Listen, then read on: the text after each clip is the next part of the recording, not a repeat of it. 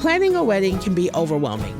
At Simply Eloped, there are dedicated planners who take care of every detail so you don't have to. They've helped over 14,000 couples say I do across 37 epic U.S. locations with all-inclusive packages and 700 plus incredible vendors. From snowy mountaintops to sandy beaches at sunset, they create your dream wedding. In the age of AI, Simply Eloped keeps the focus on people. So start your big day at simplyeloped.com. Hey y'all, it's Eva Ruth. I just got a pair of Doer jeans and I love them. Most denim is tight and uncomfortable, but Doer jeans have 5 times the stretch of traditional denim, so I can actually move and I look put together. Trust me, once you try these, they'll be your go-to pair too. So go to shopdoer.com/CCAustin for 15% off of your first order. That's shopdoer.com/CCAustin for 15% off.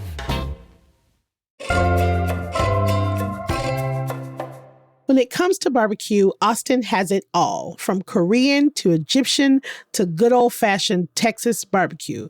And whether it's from a food truck or an award-winning restaurant, our city is unmatched when it comes to the pit. So today on CityCast Austin, I'm talking to Texas Monthly's barbecue editor about how we became the center of the barbecue universe.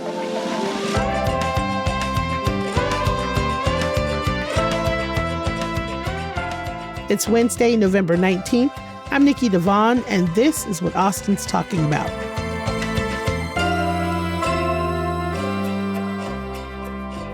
Hello, I am here today with Daniel Vaughn, barbecue editor for Texas Monthly. What is up, Daniel? Thank you for being here. Glad to be with you.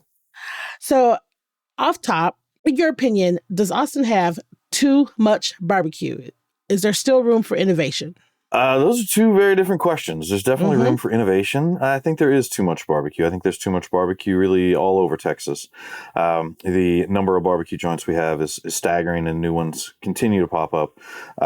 And if I could be more specific, one of the things I think we have too much of is like the Friday, Saturday, Sunday only barbecue, like the stuff that really has the limited hours. One of the reasons I love to see that Leroy and Lewis in Austin opened up on a Monday. They are closed on Tuesday, and Monday is one of those days that just doesn't have a whole lot of great options. So, yeah, as far as too much barbecue, for sure, I do think there's still plenty of room for innovation, though. I gotta say, I agree with you 110%. Like it's too much. I also do not like okay, you got to get in line at 5 a.m. and then stay in line for 4 hours. I'm like, okay, nope. Okay, well, then I do want to push back on that a little bit, just because yes. There's these famous places that happens, right? You got Snow's Barbecue about an hour outside of town, and then you have Franklin Barbecue in the city. But what else? Like, there are so few barbecue joints where that has to be your experience in order to eat there. Yeah. But the other day I just did a pre-order at Franklin Barbecue. That's the only way to do it. And I only did it a couple of days ahead of time, and there were still options of every smoked meat to purchase. Now you do have to pick it up. You got to pay for 5 pounds of meat, so that can maybe be a barrier to some folks. And you have to do takeout, right? So there's no eating at Franklin Barbecue if you order it that way. And Snow's Barbecue is quite the event. Where the last time I went there and stood in line at 5:30 in the morning, and I was 78th in line at 5:30 in the morning. So here's the thing, though. I don't like early mornings, and I don't like lines. I will say, my caveat is, when I went to Snow's and did it at Snow's, worth it. It was worth getting up at 4 a.m. It was worth standing in line. I met all these people, but then, by 10 a.m. I was tired and I had to go home and take a nap and try to start my day all over again.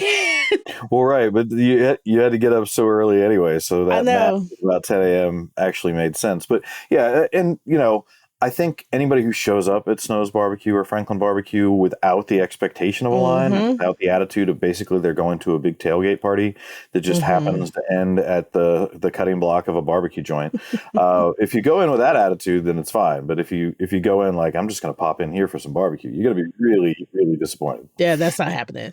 So you recently published a list of the best barbecue spots across Austin. Yes. And so I'm so curious about this list. What is your criteria for putting these lists together? When you visit a barbecue joint in town, do you look for like something special to be like, okay, this is a standout, this place is special? Or do you go into every place, it's like, okay, clean slate, show me what you got?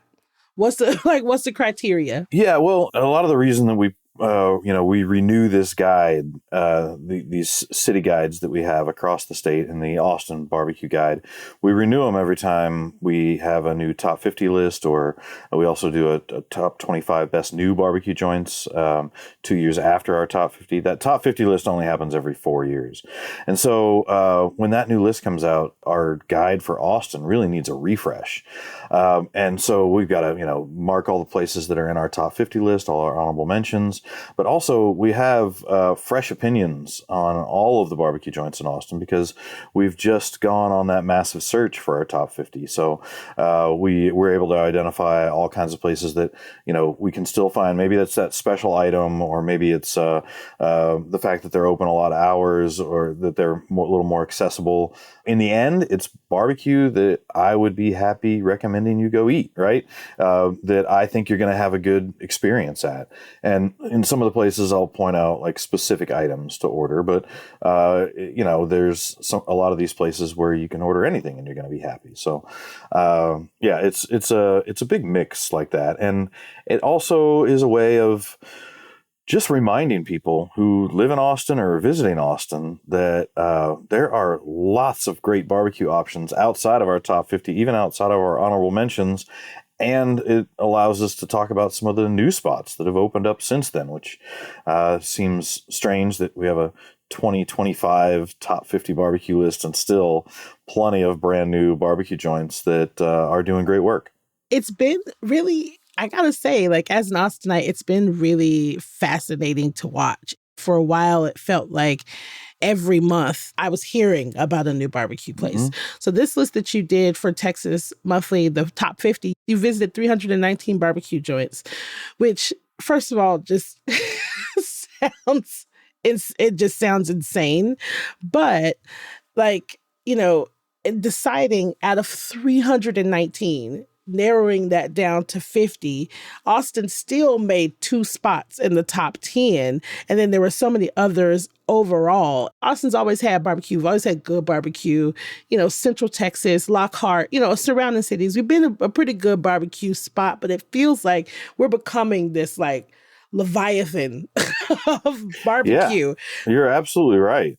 I mean, it's getting crazy. So what makes Austin barbecue scene stand out? What makes our scene so special? Well, I mean, one of the big things is that all these cities you're talking about didn't used to really be the bastions of great barbecue, right? You had the rural spots where everybody was going. When I started this job 12 years ago, if you were coming to Austin, really what you were going to be planning out for your barbecue adventures was leaving Austin, right? You're going to be going up to Taylor, Texas to Louis Miller Barbecue. You're going to go over to Cooper's and Llano, maybe. It's certainly down to Lockhart, Kreitz Market and Smitty's and Black's, or on down to City Market and Luling. Like, you were looking at places outside of Austin to go visit. The Salt Lick, I mean, that was a great little road trip to take outside of town. You really felt like you were outside the city in that classic barbecue experience. And really after Franklin Barbecue opened in 2009, I think that was the start of Austin being a real like barbecue destination inside the city limits.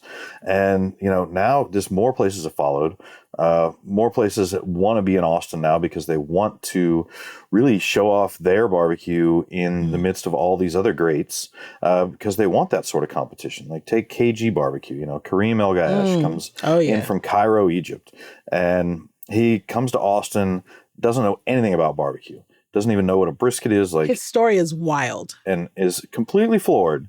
And his original idea was to go back to Cairo and really start cooking barbecue there and feed it to this audience who was completely unaware of what Texas barbecue is, and really would have no competition that way. And instead he decides, you know what? Austin's where it's at. I'm going to move back to Austin. I'm going to open a food truck in the most competitive barbecue city, maybe in America, and just go ahead and serve my Texas barbecue there and hope that people aren't too skeptical about this Egyptian coming in cooking Texas barbecue. Yeah. And so when it really hit me what KG barbecue like means to Austin is one of the last times I went there, he had a little brochure in the window of a brisket class that he was teaching. And I was like, wow, the Egyptian is teaching Austinites now how to cook brisket. Like that's just an incredible full circle moment.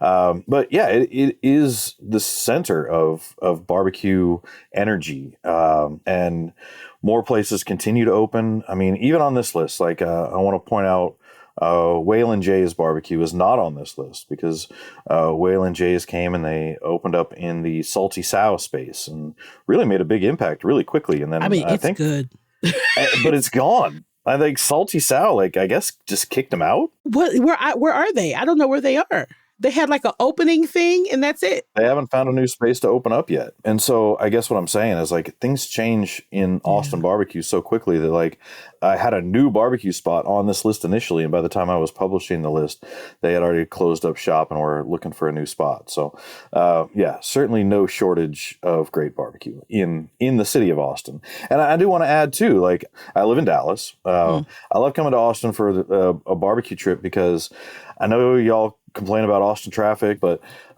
getting around to all the great Austin barbecue joints is so much faster than going to Houston or going from Dallas to Fort Worth. Like they're all pretty much centered right there together. So it makes hitting a bunch of barbecue joints in Austin a lot easier. The logistics are just easier. You bring up KG barbecue, which is just, I remember tasting his barbecue and tasting his sides and being like, I mean, straight up, like, this is some shit I've never had before. Because I won't lie to you. I'm however many generation Texan, born and raised in Austin. Sometimes I get tired of barbecue because I've been having barbecue my whole life. Like my daddy barbecued every Sunday. So it's like not only do you just get inundated with barbecue your entire life. So honestly, sometimes I'm like, yeah, I'm good on the barbecue, bro. I got it. But I remember going to KG and being like, oh, all right. Okay. Like this is delicious and it's different. Yeah, I've never seen pomegranates and pistachios on my barbecue. Exactly. So good.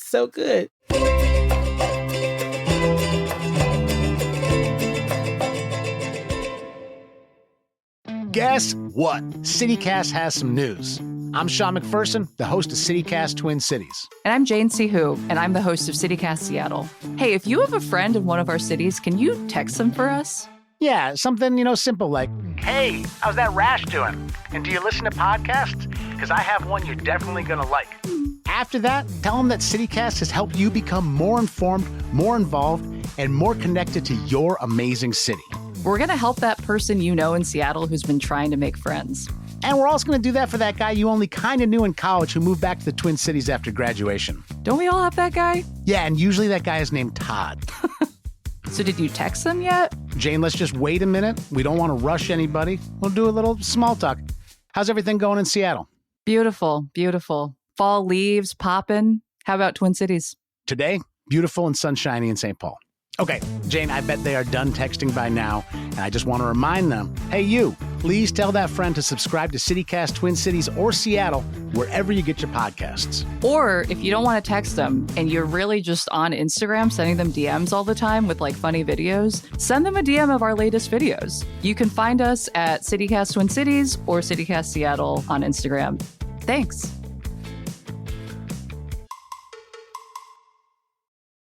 In an article a while back, you wrote that Texas brisket specifically has become so reliably excellent that it no longer feels like an achievement. And that, I can't tell you how much I feel that. Like, I feel that so hard because I'm like, okay, like, yeah, you did a great brisket. It's just like, I know it's hard. I know it's a big deal, but also, okay. So I want to know specifically what you mean by that. And what does it take these days for a pitmaster to surprise you? Well, yeah, like you said, a brisket, great smoked brisket is sort of the foundation, right? And if you don't start with that, then it's harder to take a barbecue joint seriously.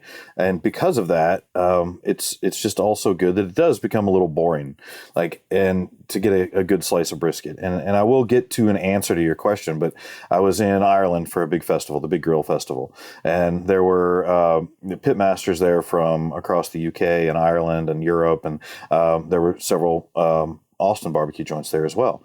So we had John Bates from Interstellar was there, Ali Clem from La Barbecue, and we were going around eating all this food. I was judging the best dishes from each one of these places with all these Irish judges, all these different Irish food writers, and I was the only American, only Texan. And we got to La Barbecue, and they gave us a slice of brisket on a piece of white bread with some pickles, onions, and barbecue sauce. And I was like, yeah, this is good. It's a really good slice of brisket. It's solid. This hits all the boxes, right? And but also in my mind, nothing special, especially from La Barbecue. We expect great brisket from La Barbecue. And these Irish food writers were just like, this is the best thing I've ever eaten. This is the best thing I've ever put in my mouth. I can't even imagine that something could taste like this. And it did give me that little greater appreciation for the thing that I eat all the time. Yeah. Okay. So we're spoiled. Yeah.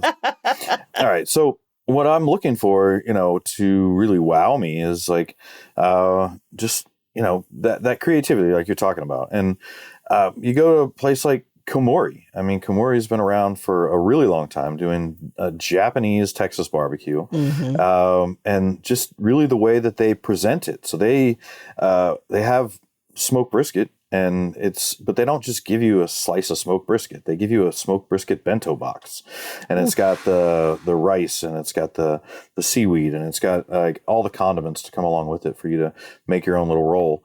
And it's that's an exciting way to present brisket.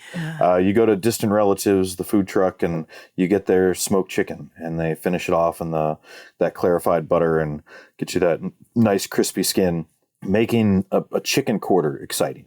Yeah. Of course, you go to Leroy and Lewis on a Saturday, and you get their massive pork belly rib. Oh my God. They still have the pork belly attached to the spare rib, and it's smoked, and it's heavily seasoned. It's salty. It's sweet. It's in this in this maple glaze. But Leroy and Lewis is one of those places that when they first opened that brick and mortar back last March, they didn't have brisket on the everyday menu. They've since relented, and they've gone to brisket every day. Crazy. But they really wanted their customers to experience beef barbecue, and whether that was smoked and seared steaks that they offer as their steak night special, or the smoked beef cheeks, the flank steak, the tri-tip, all these different beef cuts that they were offering. And they're doing that because they're using locally raised beef. And so they need to use a whole lot of cuts from this rancher that they are getting their beef from. They can't just order, boxes and boxes of briskets and leave it there. So, I mean, I could name many others, but I go back to KG Barbecue and the way that they have really embraced lamb. And Kareem embracing lamb goes back to his Egyptian roots, but it also goes back to the roots of Texas barbecue, where if you're looking at the big barbecue events that were happening around the turn of the 19th century, or the turn of the 20th century, then you were going to have beef, pork, and lamb and goat were really common items to have on that barbecue menu. And now he's bringing lamb back in so many ways, with whether it's the smoked lamb chops, the lamb belly, the lamb ribs, with the za'atar seasoning over top. So really embracing that old school, protein of Texas barbecue. It's so interesting to think about how spoiled we are. I have a lot of friends all over that we kind of argue about what's the best barbecue, who's got the best barbecue in the country. And for me, just because nobody can beat Texas, in my opinion. It feels like something, it's in our DNA. Damn straight. It's in our DNA. So you can talk about, it's like people from, the Carolina, like North Carolina, South Carolina. Oh, Kansas City. That's cute. Kansas City. That's cute. That's real cute. But barbecue is in our DNA. It's what we do.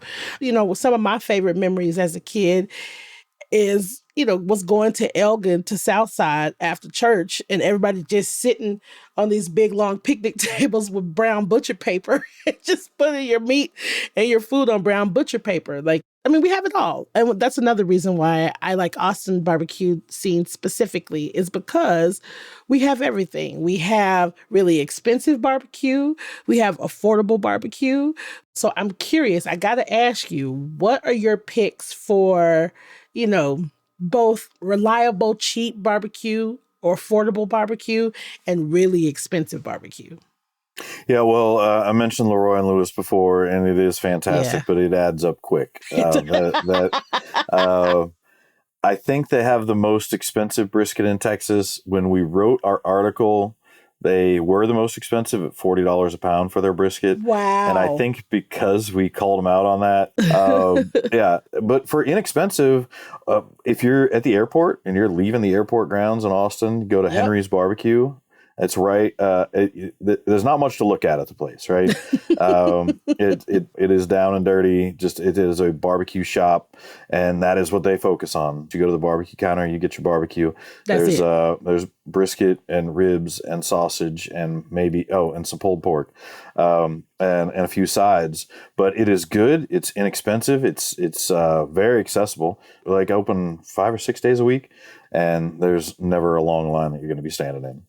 So if I am somebody who just dropped down on this planet and I've never had barbecue, and I come to you and I'm like, listen, we got 12 hours. Where in Austin would you take just like a straight up newbie like that you're like, this is what, because there is, Are you asking for one place? Please don't. No. It doesn't have to be narrow it to 3. Well, I'd start out with Mum Foods. They're not open early, but they do have breakfast, and they do this egg pastrami and egg sandwich. So they make a beef tallow brioche bread in-house.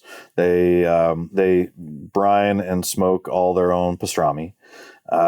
And then they make this like an egg souffle almost in a sheet tray, and they bake it real slow in the oven. It's real fluffy. It's got a little nutmeg in there. Oh my God. And a slice of cheese, pastrami, a square of that egg, that fluffy egg on that beef tallow brioche. I don't know if there's a better breakfast sandwich in Austin, unless you go to Briskets. Ooh. I haven't been there yet. Which is spelled like biscuits. And they make, biscuits are their specialty. They make these incredible biscuits and fill them with whatever, whether it's a maple blueberry sausage with blueberry jam that they make in-house, or pork belly with apples. But I'm getting off topic here. All right. So you're making me hungry. I'm into Mum Foods, and get that breakfast sandwich. Then I'm going to take you over to KG Barbecue, which we've said plenty about. And then you get yourself a beer. And then right next door is Parish Barbecue, which is a spot so new that they aren't even on our honorable mention list or top 50 list. They just moved into batch, yeah. But they did just get recognized with the Bib Gourmand by Michelin, so they must be doing something right. And I reviewed them and really love their barbecue. They do a Cajun version of Texas barbecue. So they got this cornbread dressing and they do when I went, it was a brisket etouffee boudin. What? Yeah, exactly. And then one of their specialties is their house cured ham, and they've got these pistolets, which is a kolache dough, which is baked into a roll, and then they deep fry them right before they serve them to you. And you crack open one of those pistolets, put some of that smoked ham in, some of their Creole mustard sauce. Oh my God, that sounds so good. It is so good. I haven't gotten a chance to go to Parish yet. Damn. Yeah. And it's right behind Batch Brewing, so another place where you can get yourself a beer while you're eating. And Austin has that food truck culture, and those two spots being literally like a block from each other. And at dinner time, Kamori, as I mentioned, open only at dinner, but Style Switch really it would be my spot to go for dinner. It's again one of those places that's really accessible. They're only closed one day a week, and they are open for lunch and dinner. And the lines are never crazy long, and even if they are long, they move swiftly. Their specials are always great. They have different specials every day. Yeah. They do smoked prime ribs sometimes, or smoked tri-tip. They've got this chimichurri sausage, which is so good. Their ribs are just some of my favorite. They're pork ribs. They do this sweet and spicy glaze on them. It's just spicy enough that you have to call it spicy, but it's not going to be overpowering. Their sliced brisket is flawless, and they just do this a lot of great sausages as well. So I love Style Switch.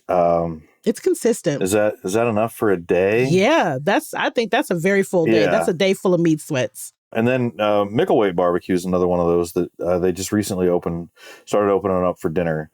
And I stopped in recently, and they were doing this carne asada taco. And it was the Terrace Major cut, which was smoked and then grilled. What is the Terrace Major cut? What is that? The Terrace Major, it's a cut from the shoulder. But it is known as like the mini fillet.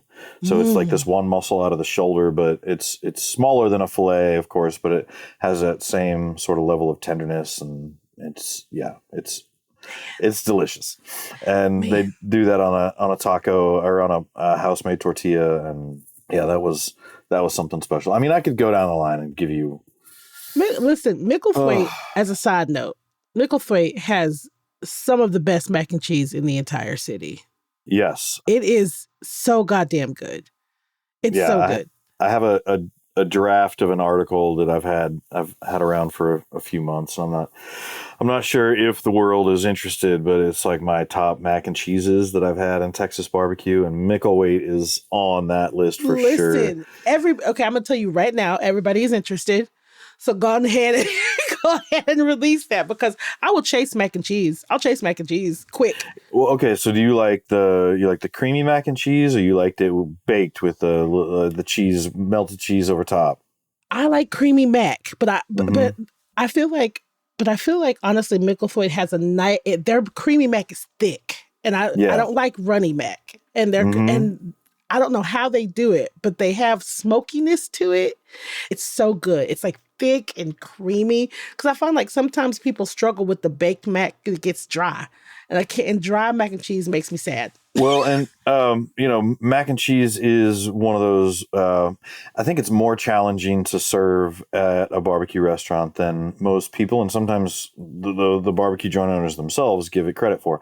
That pasta gets overcooked if you let it sit in that warm tray too much. Yeah, if you bake it and you don't have enough sauce in there to begin with, it does dry out, and that pasta soaks up all the moisture.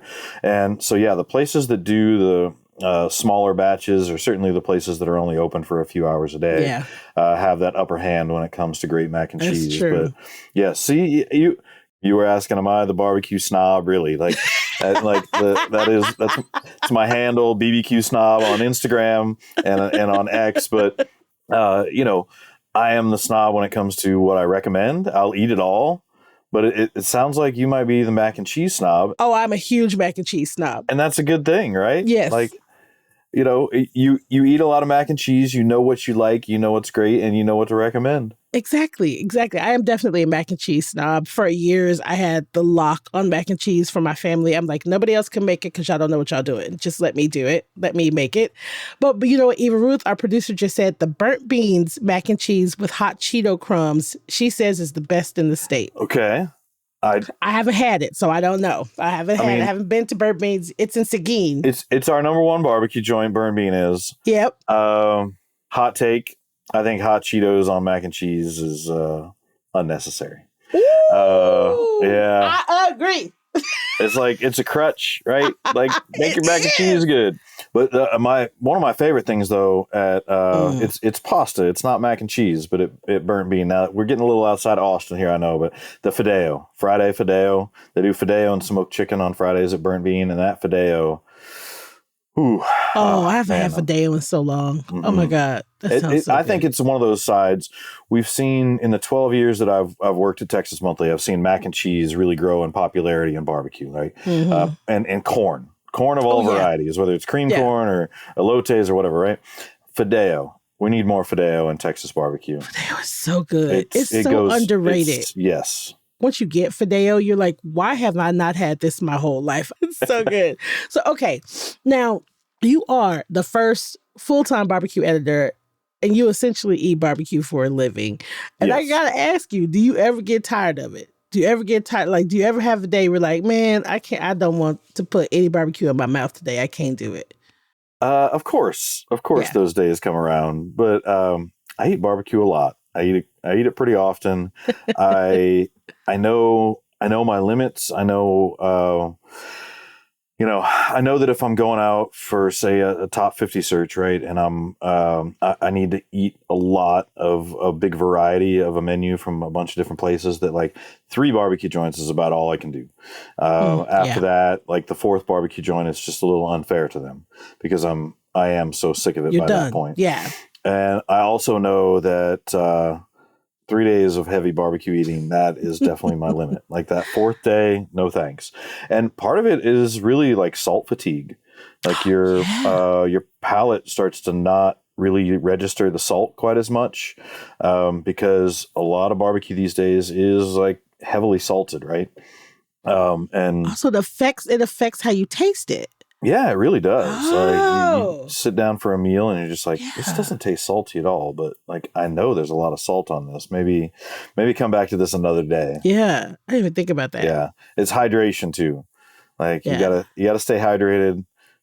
Trade one of your beers for a Topo Chico. Like That was actually going to be my last question. My last question was going to be perfect barbecue drink. Like, what's your go-to drink? well, when I want to punk somebody from out of town, I give them Big Red because it's terrible, and I want to see their reaction. You don't like Big Red? No, God, Daniel, no. I don't want to drink no. bubble gum. I want to chew it. Dr. Pepper, man. No. If it's sweet, it's gonna be Dr. Pepper. Ah, I love Big Red. But I drink a ton of iced tea. Oh, yeah. I drink so much iced tea. That was going to be my go-to was going to be iced tea. Okay, so what's your ratio? You do all sweet, all unsweet? How do you do it? So I like to ask for sweet tea because I don't like the work of having to get my tea perfectly sweetened. Mm-hmm. But I found in Austin recently, when I get sweet tea, it's not as sweet as it used to be. It used to be you could go somewhere and get sweet tea, and I'm like, oh, my teeth hurt. This is too much sugar. And I would always regret it. But now I think because we're like leaning more towards being a healthier city, people aren't putting as much sugar in their sweet tea. So I'm like, sweet tea, lemon. That's and lots of lemon. Like I'm edging Okay. towards an Arnold Palmer for me. I got you. Yeah. Well, I'm like, if I'm getting it, myself, if I'm getting the iced tea myself, I start with the sweet, and I do about, I want to do about 40, 40, 20. I do 40 sweet, 40 unsweet, 20 lemonade. I like that. And so like Kreitz Market in Lockhart, they've got them all right beside each other, and they that lemonade and that sweet tea is sweet. And so yeah, that's a great place to get that mix. Oh, I'm gonna have to try that because I think that you're making a good distinction because lemonade and sweet tea is very different from putting lemons in your sweet tea, and I think far superior. That's like very country and very southern. Mixing lemonade and sweet tea, I love it. I love that. But if you're out on a big barbecue road trip, do whatever we're telling you, the tea, the Dr. Pepper, stay away from the Big Red. And then get a bottle of water for the road in between each stop. Drink a bottle of water in between each one so that you stay hydrated and you can eat more barbecue. Prepare for those meat sweats. Daniel, thank you so much for being here. This has been so fun. Even though you don't like Big Red, I have enjoyed this conversation so much. All right. Well, thank you so much. And I hope you have a great barbecue lunch today. Before we go, here's your midweek mood boost. The Austin Empty Bowl Project is returning November 23rd to raise funds to support Central Texans facing food insecurity. Now, this project started in 1997, hosting annual events where attendees could purchase handcrafted bowls to enjoy soup, and then all the proceeds went to benefit neighbors that need food. The nonprofit has raised over $1.4 million since its launch, and this year it will directly benefit Central Texas Food Bank's Children's Meals program and Meals on Wheels Central Texas's Home Delivered Meals program.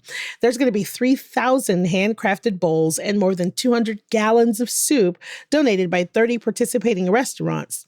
And it's only going to cost you a $30 donation per person to get a bowl. Participants can also have the opportunity to enjoy live music, a silent auction, and they get to take home this beautiful locally crafted bowl. Don't forget, the event is November 23rd, 11 a.m. to 3 p.m. at the Central Texas Food Bank on 6500 Metropolis Drive right here in Austin.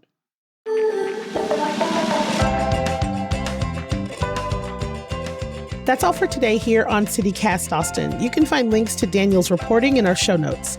If you enjoyed the show, tell your friends, rate our show, leave us a review, and subscribe to our Hey Austin newsletter. And if you really love us and you like what we do and you want to keep hearing more of us, support us. Become our neighbor today at membership.citycast.fm. We'll be back tomorrow morning with more news from around the city. Bye, y'all.